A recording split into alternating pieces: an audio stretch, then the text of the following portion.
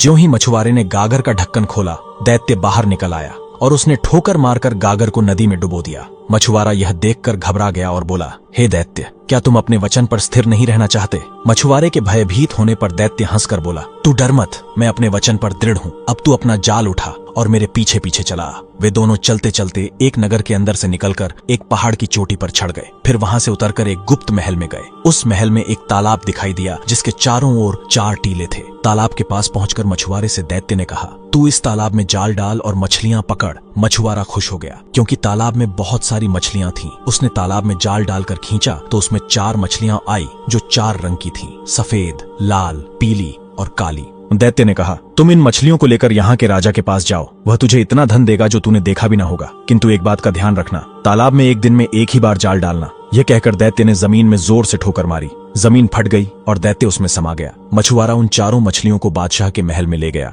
बादशाह उन मछलियों को देखकर अत्यंत प्रसन्न हुआ। उसने अपने मंत्री से कहा कि ये मछलियां बावर्चिन के पास ले जाओ। मंत्री मछलियां बावर्चिन के पास ले गया। बादशाह ने मछुआरे को 400 मोहर इनाम में दे डाली। बावर्चिन ने मछलियों के टुकड़े करके तेल में भुनने के लिए डाला। तभी उसने जो कुछ देखा उससे उसकी आंखें फटी की फटी रह गई। उसने देखा कि रसोई घर की दीवार फट गई और उसमें से एक बेहद सुंदर स्त्री बाहर निकल आई। स्त्री बाहर आकर अपने हाथ में पकड़ी हुई एक मूल्यवान छड़ी उठाकर उस कड़ाही के पास आ खड़ी हुई जिसमें मछलियां भुन रही थीं। उसने एक मछली पर छड़ी मारी और बोली, ओ मछली, क्या तू अपनी प्रतिज्ञा पर कायम है? मछली में कोई हरकत न हुई। स्त्री ने फिर छड़ी मारी और अपना प्रश्न दोहराया। इस पर चारों मछलियां उठ खड़ी हुई और बोली, ये सच्ची बात है कि तुम हमें मानोगी तो हम तुम्हें मानेंगे, और अगर तुम हमारा ऋण वापस करोगी तो हम तुम्हारा ऋण वापस कर देंगे। यह सुनते ही उस स्त्री ने कड़ाही को जमीन पर उलट दिया और स्वयं दीवार में समा गई और दीवार जुड़कर पहले की तरह हो गई। बावर्चिन इस कांड को देखकर सुध-बुध खो बैठी। कुछ देर बाद वह होश में आई तो देखा मछलियां चूल्हे के अंदर गिरकर कोयला हो चुकी हैं। वह अत्यंत दुखी होकर रोने लगी। वह सोच रही थी कि राजा को मेरी बात पर विश्वास न होगा। वह इसी चिंता में बैठी ही थी कि तभी मंत्री ने आकर पूछा कि मछलियां पक चुकी हैं या नहीं। बावर्चिन ने मंत्री को सारा हाल बताया। मंत्री को इस कहानी पर विश्वास तो न हुआ, लेकिन उसने बावर्चिन की शिकायत करना ठीक न समझा। उसने मछलियों के खराब होने का कोई बहाना बादशाह को कह दिया और मछुआरे को बुलाकर कहा कि वैसी ही 4 मछलियां और ले आओ। मछुआरे ने दैत्य से किया हुआ वादा तो उसे न बताया, लेकिन कोई और मजबूरी बता दी कि आज मछलियां क्यों नहीं ला सकता। दूसरे दिन मछुआरा फिर उस तालाब पर गया और उसी प्रकार की 4 रंगों वाली मछलियां उसके जाल में फंसी। मछलियां लेकर वह मंत्री के पास पहुंचा। मंत्री ने उसे कुछ इनाम दिया और बावर्चिन के पास मछलियां लाकर कहा कि इन्हें मेरे सामने पकाओ। बावर्चिन ने पहले दिन की तरह मछलियां काटकर तेल में डाली और जब उसने उन्हें कड़ाही में डाला तो दीवार फट गई और वही स्त्री हाथ में छड़ी लेकर दीवार के अंदर से निकली और छड़ी से एक मछली को छूकर पहले दिन वाली बात पूछी। उन 4 मछलियों ने जुड़कर सिर उठाकर वही उत्तर दिया। स्त्री ने फिर कड़ाही उलट दी और स्वयं दीवार में समा गई और दीवार फिर जुड़कर पहले जैसी हो गई। मंत्री यह सब देखकर स्तब्ध रह गया। अब उसने यह बात राजा को बता देना ही ठीक समझा। जब उसने राजा को यह कांड बताया तो उसे भी घोर आश्चर्य हुआ। उसने कहा कि मैं स्वयं अपनी आंखों से यह सब देखना चाहता हूँ। उसने फिर मछुआरे से कहा कि ऐसी ही 4 मछलियां और ले आओ। मछुआरा बोला, अब मैं 3 दिन से पहले मछलियां लाने में असमर्थ हूँ। चूंकि सारी घटना अद्भुत थी इसलिए राजा ने मछुआरे पर कुछ जोर नहीं डाला। 3 दिन बाद उसने फिर वैसी ही 4 मछलियां लाकर राजा को दी। राजा ने खुश होकर उसे 400 अशर्फियां और दी। अब बादशाह ने मंत्री से कहा कि बावर्चिन को हटा दो और तुम खुद मेरे सामने इन मछलियों को पकाओ। मंत्री ने मछलियां पकाना शुरू किया। जब एक और लाल होने पर मछलियों को पलटा गया तो एक बार फिर दीवार फट गई, किंतु इस बार उसमें से सुंदरी नहीं निकली बल्कि गुलामों जैसा कपड़ा पहने हाथ में एक हरी भरी छड़ी लिए एक रहस्यमयी आदमी निकला। रहस्यमयी आदमी ने बड़े कठोर और भयावह स्वर में पूछा, मछलियों, क्या तुम अपने वचन पर अब भी स्थिर हो? मछलियां अपने सरों को उठाकर बोली, हम उसी बात पर स्थिर हैं। उस व्यक्ति ने कड़ाही उलट दी और स्वयं दीवार के छेद में घुस गया और दीवार पहले की तरह जुड़ गई। ये बादशाह ने मंत्री से कहा, यह अद्भुत घटना मैंने स्वयं देखी है, वरना मैं इस पर विश्वास न करता। ये मछलियां भी साधारण नहीं है। मैं इस रहस्य को जानने के लिए बड़ा उत्सुक हूँ। यह कहकर उसने मछुआरे को फिर बुलवाया और उससे पूछा कि तू यह रंगीन मछलियां कहाँ से लाया था? मछुआरे ने बताया कि मैंने उसे उस तालाब से पकड़ा है जिसके चारों ओर 4 टीले हैं। बादशाह ने मंत्री से पूछा, तुम्हें मालूम है कि वह तालाब कहाँ है? मंत्री ने कहा, मैं 60 वर्ष से उस ओर शिकार खेलने जाता रहा हूँ, लेकिन मैंने ऐसा तालाब न देखा न सुना। अब बादशाह ने मछुआरे से पूछा कि वह तालाब कितनी दूर है और क्या तू मुझे वहाँ ले जा सकता है? मछुआरे ने कहा, वह तालाब यहाँ से 3 घड़ी के रास्ते पर है और मैं आपको जरूर वहाँ ले जाऊंगा। उस समय दिन कम ही रह गया था, किंतु बादशाह को ऐसी उत्सुकता थी कि उसने अपने दरबारियों और रक्षकों को शीघ्र तैयार होने की आज्ञा दी। फिर वह मछुआरे के पीछे पीछे चल दिया और उसके बताए हुए पहाड़ पर चढ़ गया। जब वह पहाड़ के दूसरी ओर उतरा तो वहाँ बड़ा विशाल वन दिखाई दिया। यह वन पहले किसी ने नहीं देखा था। फिर बादशाह और उसके साथियों ने वह वन भी पार किया और सब लोग उस तालाब के किनारे पहुंच गए जिसके चारों ओर 4 टीले थे। उस तालाब का पानी अत्यंत निर्मल था और जिन 4 रंगों की मछलियां उसे मछुआरे से मिलती थीं, वैसी अनगिनत मछलियां उस तालाब में तैर रही थीं। बादशाह का आश्चर्य और बढ़ा। उसने अपने दरबारियों और सरदारों से पूछा कि तुम लोगों ने पहले भी इस तालाब को देखा है या नहीं। उन सब ने कहा कि हम लोगों ने इस तालाब को देखना तो दूर, इसके बारे में सुना भी नहीं। बादशाह ने कहा कि जब तक मैं इस तालाब और इसकी रंगीन मछलियों का रहस्य अच्छी तरह समझ नहीं लूंगा, यहाँ से नहीं जाऊंगा। तुम सब लोग भी यहाँ डेरा डालो। उसकी आज्ञानुसार दरबारियों और रक्षकों के डेरे तालाब के चारों ओर पड़ गए। रात होने पर उसने मंत्री को अपने डेरे में बुलाया और कहा, मैं इस भेद को जानने के लिए अति उत्सुक हूँ कि उस बावर्ची खाने में रहस्यमयी गुलाम कैसे आया और उसने मछलियों से कैसे बात की, और यह भी जानना चाहता हूँ कि यह तालाब जिसे किसी ने नहीं देखा था अचानक कहाँ से आ गया। मैं अपने कौतूहल को दबा नहीं पा रहा हूँ, इसलिए मैंने सोचा कि मैं अकेले ही इस रहस्य का पता लगाने जा रहा हूँ। तुम यहीं रहो। प्रातःकाल जब दरबारी यहाँ पर दरबार के लिए आए तो उनसे कह देना कि बादशाह बीमार हो गए हैं और कुछ दिन यहीं पर शांतिपूर्वक रहना चाहते हैं। यह कहकर सारे दरबारियों और रक्षकों को राजधानी वापस भेज देना और तुम इस डेरे में अकेले ही उस समय तक प्रतीक्षा करना जब तक मैं लौट न आऊं। मंत्री ने बादशाह को बहुत समझाया, महाराज आप यह न करें, इस काम में बड़ा खतरा है। यह भी संभव है कि इतना सब करने के बाद भी आपको कोई रहस्य ज्ञान न हो पाए, फिर बेकार में क्यों इतना कष्ट उठा रहे हैं और इतना खतरा मोल ले रहे हैं। बादशाह पर उसके समझाने बुझाने का कोई असर नहीं हुआ। उसने बादशाही पोशाक उतारी और एक साधारण सैनिक के वस्त्र पहन लिए। जब सब लोग गहरी नींद में सोए हुए थे तब वह तलवार लेकर अपने खेमे से निकला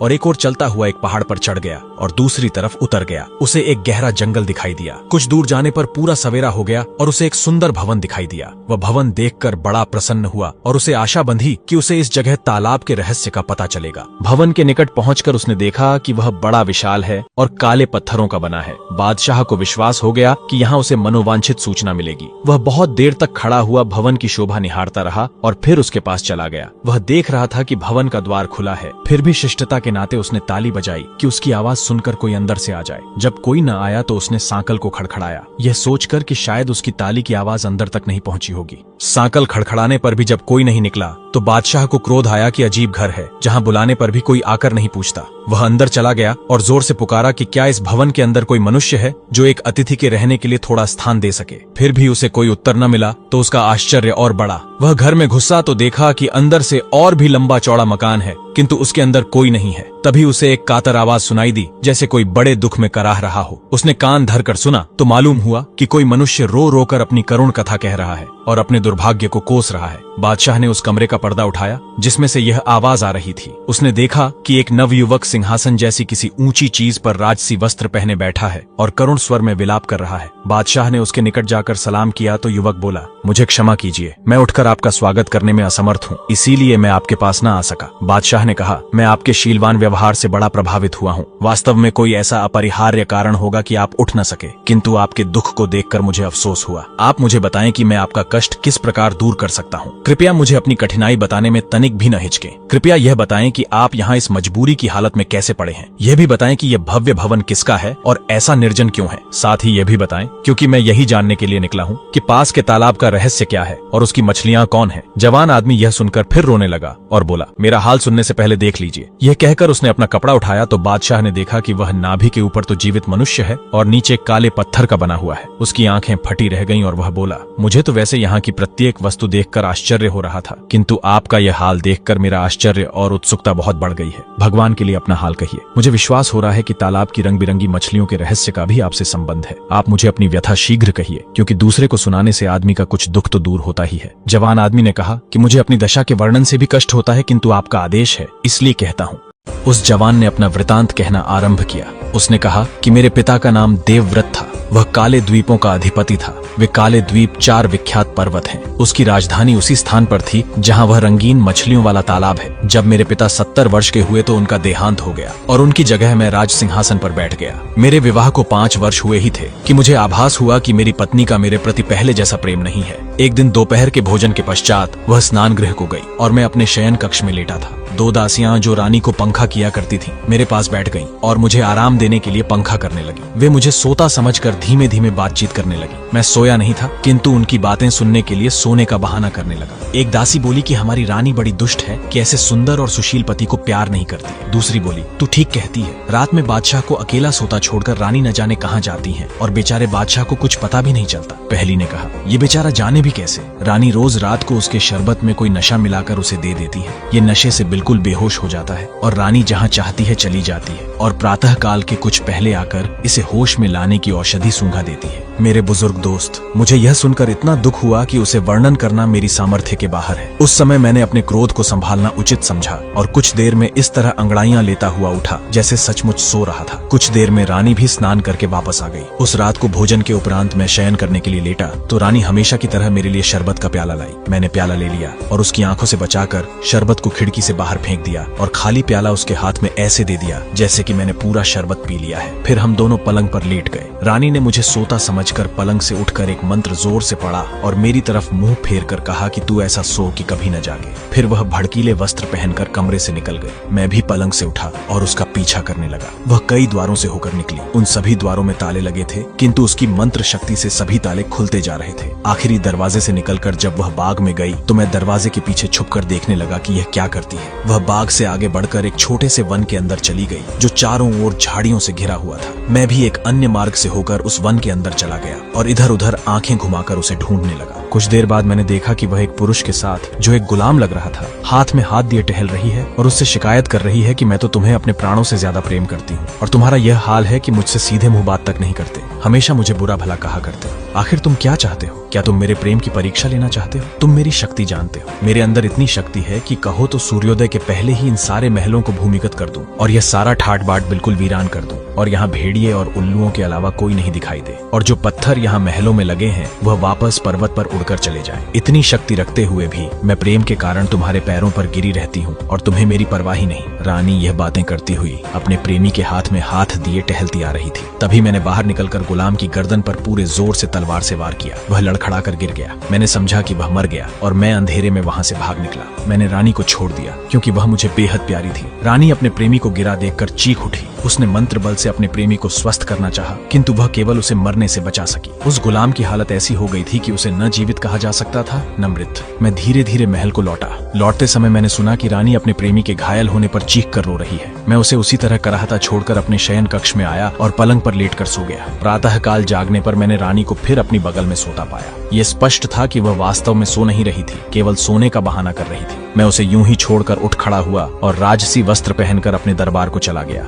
जब दिन भर राजकाज का कार्य निपटाने के बाद मैं अपने महल में आया तो देखा कि रानी ने काले वस्त्र पहन रखे हैं और अपने बिखरे हुए बालों को नोच रही है। मैंने उससे पूछा कि यह तुम कैसा व्यवहार कर रही हो? वह बोली, बादशाह सलामत, मुझे क्षमा करें, मैंने आज 3 शोक समाचार पाए हैं, इसीलिए काले कपड़े पहनकर मातम कर रही हूँ। मैंने पूछा कि वे कौन से समाचार हैं तो उसने बताया कि मेरी माता का देहांत हो गया, मेरे पिताजी एक युद्ध में मारे गए और मेरा भाई ऊंचाई से गिरकर मर गया। मैंने कहा, समाचार बुरे हैं लेकिन तुम्हारे इस प्रकार मातम करने के लायक नहीं है, फिर भी वे तुम्हारे संबंधी थे और तुम्हें उनकी मृत्यु का शोक होना ही चाहिए। इसके बाद वह अपने कमरे में चली गई और उसी प्रकार रोती पीटती रही। मैं उसके दुख का कारण जानता था, इसलिए मैंने उसे समझाने बुझाने की चेष्टा भी न की। 1 वर्ष तक यही हाल रहा। फिर उसने कहा कि मुझसे दुख नहीं संभलता, मैं एकांत में एक इमारत बनवाकर उसमें रात दिन रहना चाहती हूँ। मैंने उसे ऐसा करने की भी अनुमति दे दी। उसने एक विशालकाय इमारत बनवाई जो यहाँ से दिखाई देती है और उसका नाम शोकागार रखा। जब वह बनकर तैयार हुआ तो उसने अपने घायल प्रेमी को वहाँ लाकर रखा और स्वयं भी वहाँ रहने लगी। वह दिन में उसे एक बार कोई औषधि खिलाती थी और जादू मंत्र भी करती थी। फिर भी उसे ऐसा प्राणघातक घाव लगा था कि औषधि और मंत्रों के बल पर उसके केवल प्राण अटके हुए थे। वह न चल पाता था न बोल पाता था,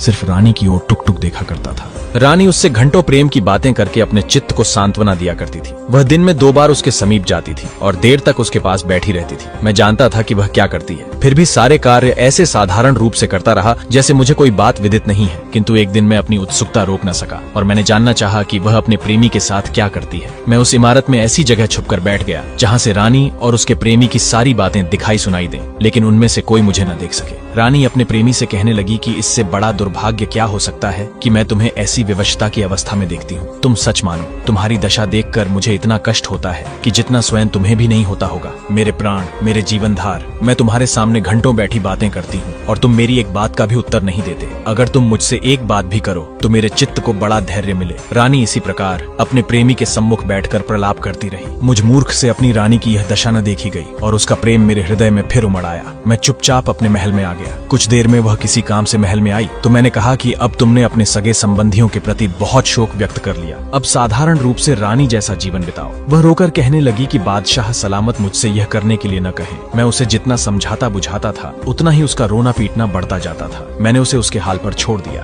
वह इसी अवस्था में 2 वर्ष और रही। मैं एक बार फिर शोकागार में गया कि रानी और उसके गुलाम प्रेमी का हाल देखूं। मैं फिर छुपकर बैठ गया और सुनने लगा। रानी कह रही थी कि प्यारे, अब तो 2 वर्ष बीत गए हैं। मेरे रोने, चिल्लाने और विलाप करने का तुम्हारे हृदय पर कोई प्रभाव नहीं होता। जान पड़ता है कि तुम मुझे बात करने के योग्य नहीं समझते, इसीलिए तुम अब मुझे देखकर आंखें भी बंद कर लेते हो। मेरे प्राण प्रिय, एक बार आंखें खोलकर मुझे देखो तो मैं तुम्हारे प्रेम में कितनी विह्वल हो रही हूँ। रानी की यह बातें सुनकर मेरे तन बदन में आग लग गई। मैं उस इमारत से बाहर निकल आया और गुम्बद की तरफ मुंह करके कहा, ओ गुम्बद, तू इस स्त्री और उसके प्रेमी को, जो मनुष्य रूपी राक्षस है, उन्हें निगल क्यों नहीं जाता? मेरी आवाज सुनकर मेरी रानी, जो अपने प्रेमी के पास बैठी थी, क्रोधांध होकर बाहर निकल आई और मेरे समीप आकर बोली, दुष्ट, तेरे कारण ही मुझे वर्षों से शोक ने जकड़ रखा है। तेरे ही कारण मेरे प्रिय की ऐसी दयनीय दशा हो गई है और वह इतनी लंबी अवधि से घायल पड़ा है। मैंने कहा, हाँ, मैंने ही इस कुकर्मी राक्षस को मारा है। ये इस योग्य था और तू भी इस योग्य नहीं कि जीवित रहे, क्योंकि तूने मेरी सारी इज्जत मिट्टी में मिला दी है। यह कहकर मैंने तलवार खींच ली कि तभी उसने कुछ ऐसा जादू किया कि मेरा हाथ उठ ही न सका।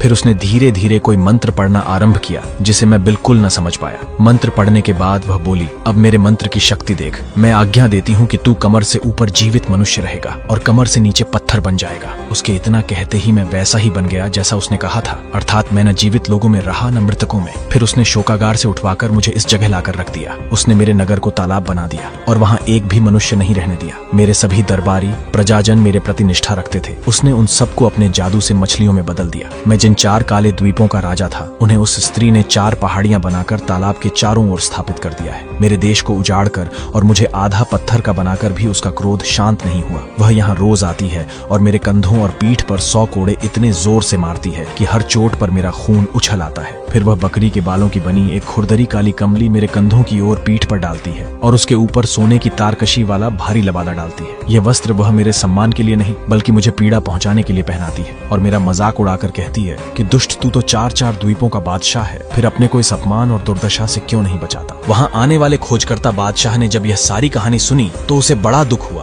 और वह विचार करने लगा कि इस निर्दोष बादशाह का दुख कैसे दूर किया जाए और उसकी कुलटा रानी को कैसे दंड दिया जाए। उसने उससे पूछा कि तुम्हारी निर्लज्ज रानी कहाँ रहती है और उसका अभागा प्रेमी, जिसके पास वह रोज जाती है, किस स्थान पर पड़ा हुआ है? जवान बादशाह ने कहा कि मैंने आपको पहले ही बताया था कि वह उस शोकागार में रखा गया है जिस पर एक गुम्बद बना हुआ है। उस शोकागार का एक रास्ता इस कमरे के नीचे से होकर भी जाता है जहाँ इस समय हम लोग हैं। वह जादूगरनी कहाँ रहती है यह बात मुझे ज्ञात नहीं है। हर रोज प्रातःकाल वह मेरे पास मुझे दंड देने के लिए आती है और मेरी मारपीट करने के बाद फिर अपने प्रेमी के पास जाकर उसे अर्घ पिलाती है जिससे वह जीवित बना रहता है। आगंतुक बादशाह ने कहा कि वास्तव में तुमसे अधिक दया योग्य व्यक्ति नहीं होगा। तुम चिंता न करो, मैं तुम्हारे दुख के निवारण का भरसक प्रयत्न करूंगा। इसके बाद आगंतुक बादशाह उसी कक्ष में सो गया क्योंकि रात का समय हो गया था। बेचारा काले द्वीपों का बादशाह उसी प्रकार बैठा रहा और जागता रहा। स्त्री के जादू ने उसे लेटने और सोने योग्य नहीं छोड़ा था। दूसरे दिन आगंतुक बादशाह गुप्त मार्ग से शोकागार में प्रविष्ट हो गया। फिर वह उस स्थान पर गया जहाँ घायल अवस्था में रानी का गुलाम प्रेमी पड़ा हुआ था। वहाँ जाकर उसने तलवार का ऐसा प्रहार किया कि वह अधमरा आदमी तुरंत मर गया। बादशाह ने उसका शव घसीटकर पीछे बने एक कुएं में डाल दिया और शोकागार में वापस आकर उस गुलाम की जगह खुद लेटा रहा ताकि रानी के आने पर उसे मार सके। थोड़ी देर में जादूगरनी उसी भवन में पहुंची जहां काले द्वीपों का बादशाह पड़ा हुआ था।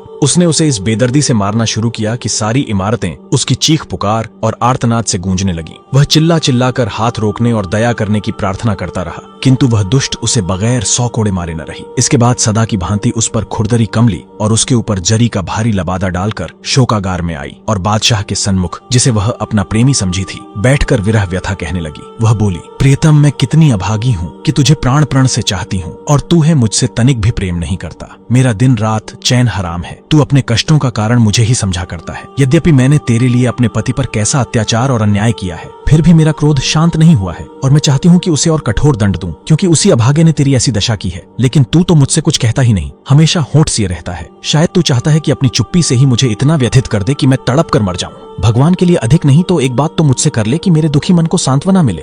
बादशाह ने दबे स्वर में घृणा पूर्वक कहा, तुम इस योग्य नहीं हो कि मैं तुमसे बात करूं या तुम्हारे किसी प्रश्न का उत्तर दूं। रानी बोली, मुझसे ऐसा क्या अपराध हुआ है जो तुम ऐसा कह रहे हो? बादशाह ने कहा, तुम बहुत जिद्दी हो, किसी की नहीं सुनती, इसलिए मैंने कुछ नहीं कहा। अब पूछती हो तो कहता हूँ, तुम्हारे पति के रात दिन चिल्लाने से मेरी नींद हराम हो गई है। अगर उसकी चीख पुकार न होती तो मैं कब का अच्छा हो गया होता और खूब बातचीत कर पाता। लेकिन तूने एक तो उसे आधा पत्थर का बना दिया है और फिर उसे रोज इतना मारा भी करती है। वह कभी सो नहीं पाता और रात दिन रोया और कराहा करता है और मेरी नींद भी नहीं लगने लगने देता। अब तू खुद ही बता, क्या तुझसे बोलूं और क्या बात करूं? जादूगरनी ने कहा कि तुम क्या यह चाहते हो कि मैं उसे मारना बंद कर दूं और उसे पहले जैसी स्थिति में ले आऊं? अगर तुम्हारी खुशी इसी में है तो मैं अभी ऐसा कर सकती हूँ। हबशी बने हुए बादशाह ने कहा कि मैं सचमुच यही चाहता हूँ कि तू इसी समय जाकर उसे दुख से पूरी तरह छुड़ा दे, ताकि उसकी चीख पुकार से मेरे आराम में विघ्न न पड़े। रानी ने शोकागार के एक कक्ष में जाकर एक प्याले में पानी लेकर उस पर कुछ मंत्र फूंका कि वह उबलने लगा। फिर वह उस कक्ष में गई जहाँ उसका पति था और उस पर काला जादू करते हुए बोली, यदि परमेश्वर तुझसे अत्यंत अप्रसन्न है और उसने तुझे ऐसा ही पैदा किया है तो इसी सूरत में रह, किंतु यदि तेरा स्वाभाविक रूप यह नहीं है तो मेरे जादू से अपना पूर्व रूप प्राप्त कर ले।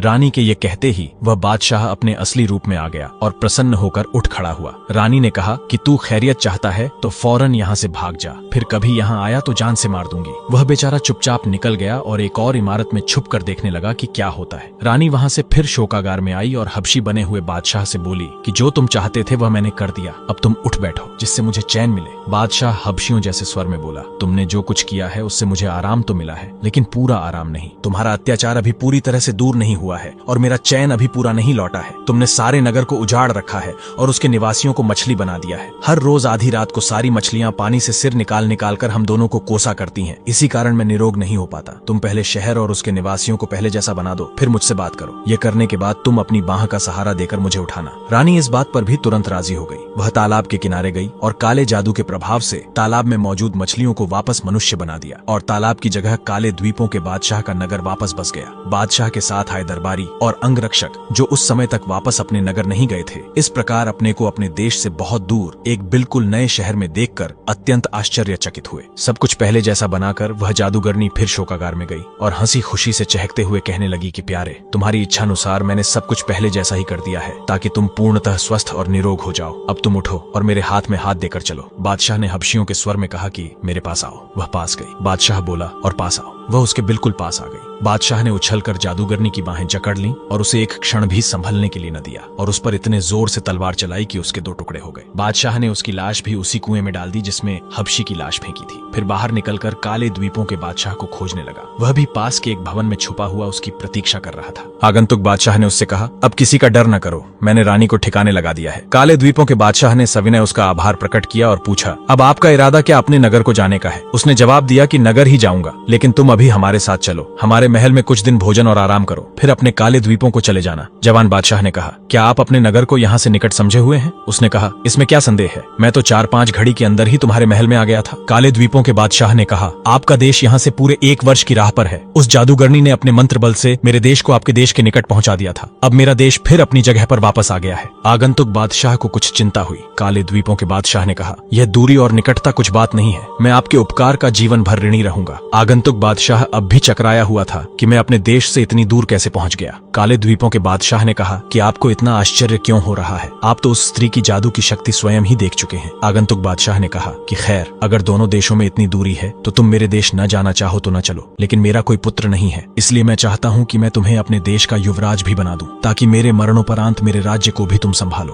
काले द्वीपों के बादशाह ने यह स्वीकार कर लिया और 3 सप्ताह की तैयारी के बाद सेना और कोष का प्रबंध करके आगंतुक बादशाह के साथ उसकी राजधानी के लिए उसके साथ रवाना हुआ। जब उस बादशाह की राजधानी कुछ दिन की राह पर रह गई तो संदेश भेज दिए गए कि बादशाह का पुनरागमन हो रहा है। जब वो अपने नगर के निकट पहुंचा तो उसके सारे सरदार और दरबारी उसके स्वागत को नगर के बाहर आए और बादशाह की वापसी पर भगवान को धन्यवाद दिया और बादशाह को बताया कि राज्य में सब कुशल है। नगर में पहुंचने पर बादशाह का नगर निवासियों ने हार्दिक स्वागत किया। बादशाह ने पूरा हाल कहकर काले द्वीपों के बादशाह को अपना युवराज बनाने की घोषणा की और 2 दिन बाद उसे समारोह पूर्वक युवराज बना दिया। दरबारियों ने युवराज को भेंट दी। कुछ दिन बाद बादशाह और युवराज में मछुआरे को बुलाकर उसे अपार धन दिया, क्योंकि उसी के कारण युवराज का कष्ट कटा था। कहानी अच्छी लगी तो वीडियो को लाइक और चैनल को सब्सक्राइब जरूर करें।